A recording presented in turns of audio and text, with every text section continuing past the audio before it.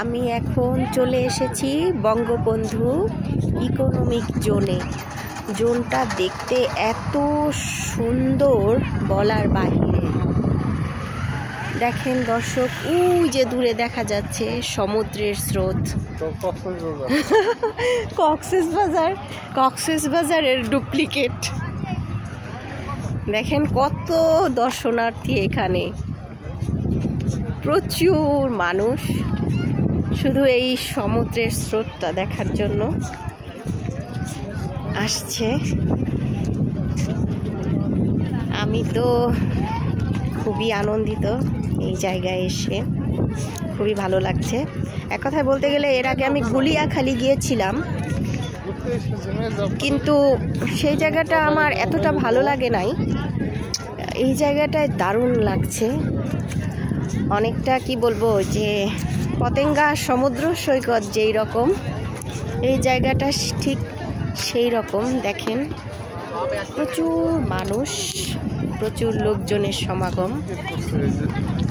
হ্যাঁ, sluice gate এই জায়গায়।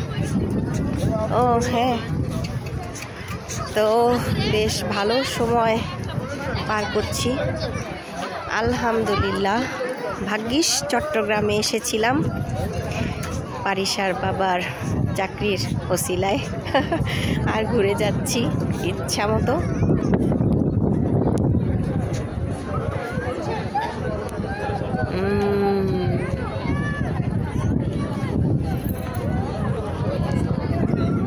এই হচ্ছে সেই বঙ্গবন্ধু ইকোনমিক জোন।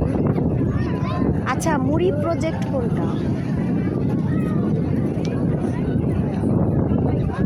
দেখতেই পাচ্ছেন মানুষ দূরে, ওই দেখছো ওই দূরে কত পোলাপান ওই জায়গায় সাহস করে যায়। অনেক কাদা, আসলে আমি পারবো না, কারণ এত কাদার ভিতরে গিয়ে সমুদ্রের স্রোতটা দেখা সম্ভব না।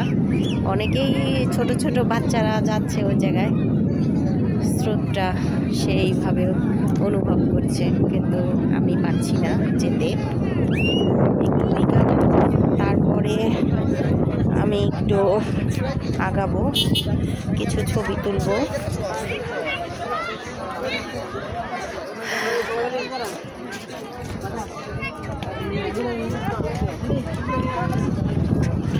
ওয়াও, কি সুন্দর স্রোত আর কি সুন্দর ফ্রেশ বাতাস, চারিদিকে শুধু বাতাস আর বাতাস। এক কথায় অসাধারণ, অসাধারণ।